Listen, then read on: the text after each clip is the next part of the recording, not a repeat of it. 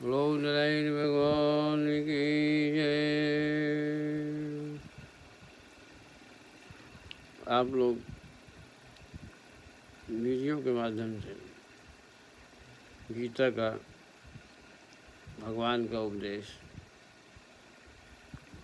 उनके बताए हुए योग के रास्ते।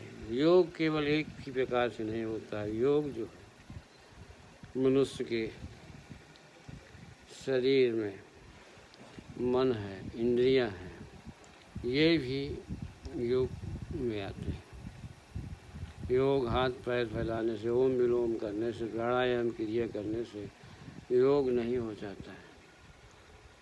मनुष्य जो है जीवात्मा है। मनुष्य के अंदर, हर मनुष्य के अंदर जीवात्मा है। जो व्यक्ति अपनी जीवात्मा को जीत लेता है वही योगी हो जाता है। उसी योग में मन और इंद्रियों को जो मनुष्य जीत लेता है वो उसका मित्र हो जाता है। जीवात्मा उसके वश में हो जाती है। जो नहीं जीत पाता है तो जीवात्मा उसकी शत्रु हो जाती है। गीता का 6वां श्लोक आया है, उसमें कहते हैं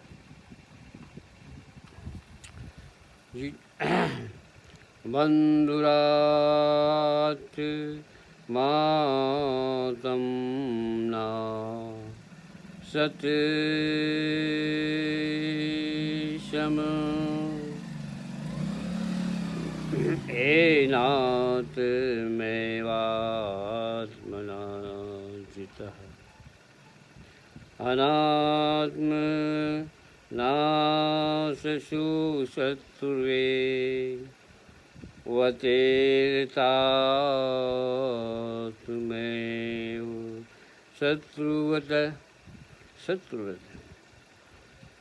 अब आपको जो है एक एक,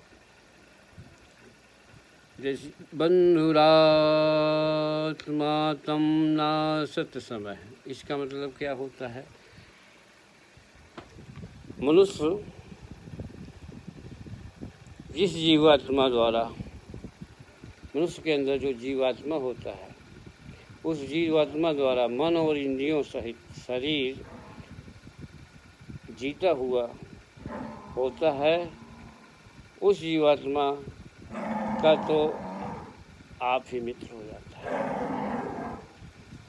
आप ही मित्र मनुष्य जो है जब मन और इंद्रियों सहित जीवात्मा को जीत लेता है वह अपना स्वयं मित्र हो जाता है। मित्र बनाने की आवश्यकता नहीं है, स्वयं उसका मित्र हो जाता है।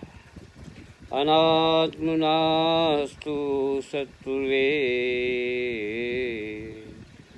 वातेरतात्मेव शत्रुम, और जिसके द्वारा मन तथा इंद्रियों सहित शरीर नहीं जीता हुआ होता है उसके लिए वह आप ही शत्रु के सदस्य, शत्रुता के समान हो जाता है।